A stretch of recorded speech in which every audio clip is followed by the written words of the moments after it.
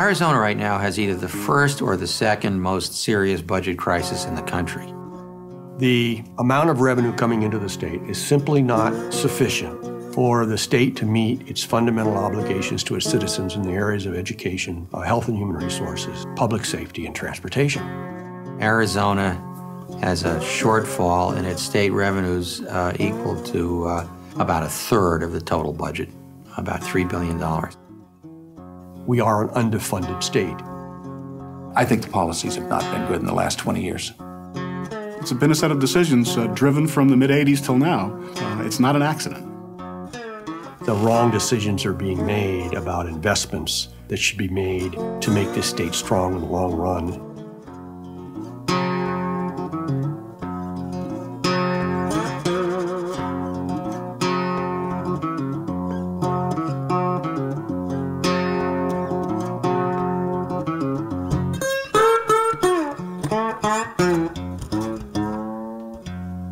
After 8 years at the legislature, I don't think that we've had a budget talk that said anything about where do we want our schools in 5, 10, 20 years?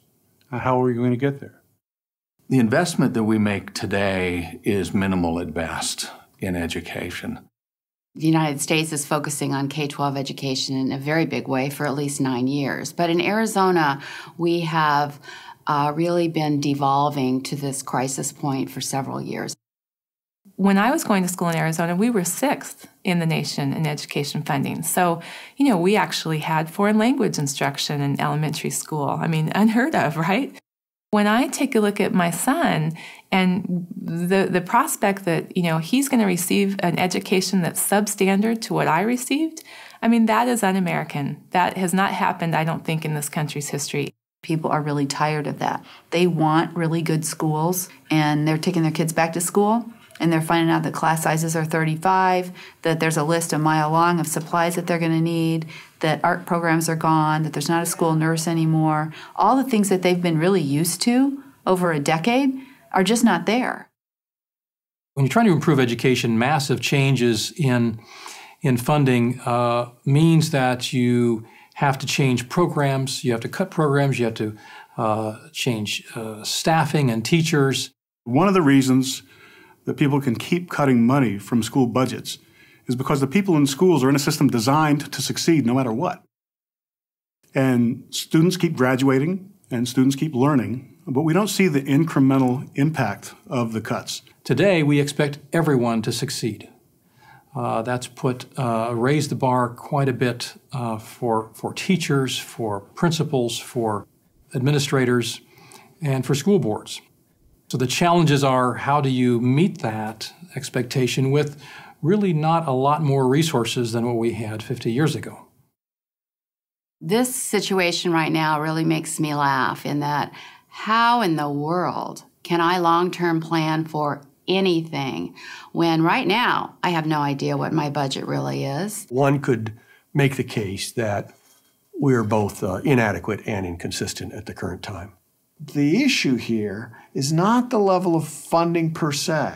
It's the level of funding vis-a-vis the challenges that educators confront in the classrooms. What you have to look at is the composition of the students, how many ELL students you have in the state, how many kids are from an impoverished background, because these are more expensive kids to teach. Special education is a big cost area.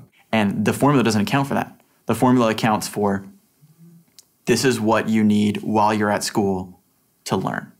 But conversely, it's also an issue when people say, oh, those kids, we can't expect much of those kids because, the situation they're in. There's a lot of immigrants in the areas, and they use all these code words to say, oh, they're of a different race, a different nationality, they're poor, they can't achieve, and that's just garbage.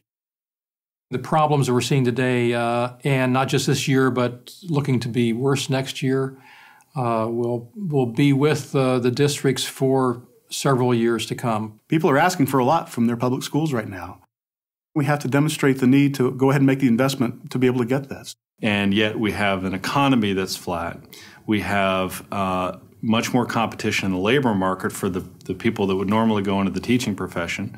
And we also have this huge influx of technology that is changing the way kids basically behave and the way businesses operate.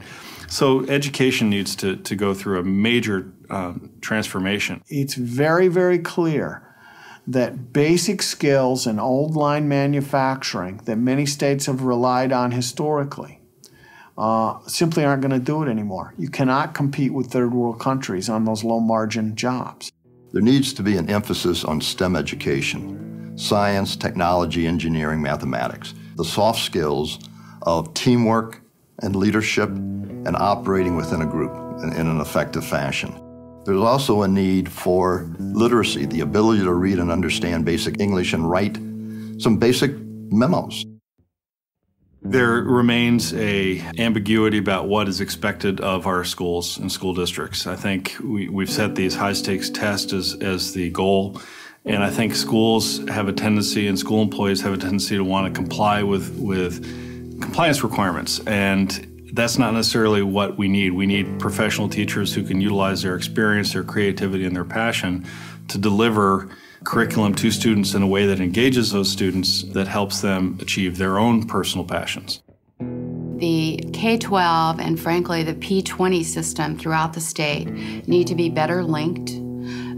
We need to be able to follow students all the way through the system, thus allowing us to identify strengths and weaknesses throughout that system that need to be shored up. I think there's been a long-term strategy nationally for the last couple of decades to create a different kind of accountability for schools, and I don't think that's necessarily been the bad thing. The question becomes, what's the motive behind that? If the motive behind that was really to create efficiencies of scale, to really increase student achievement, to really make the teaching profession a true profession that's respected and honored, then we failed miserably. The widely known statistic is that 50% of teachers leave the profession after 5 years. There does need to be an investment made for attracting and retaining highly qualified teachers, for reducing turnover rates.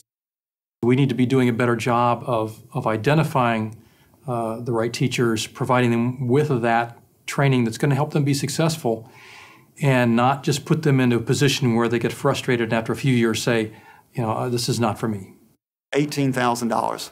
Literally, that is the average cost to replace a teacher in this country, $18,000. You actually could do a whole lot of professional development and teacher education for $18,000. A great teacher makes great students who make great citizens and great employees who then make great companies. But if you ask me if we do a good job of funding what we need to fund in order to keep good people in our education system that are excited about being there, that want to become a teacher in the first place, but once they're there, want to stay there for the next 40 years, I'm not so sure. So as we do tax reform, we have to understand that the education component is going to be a little bit more expensive.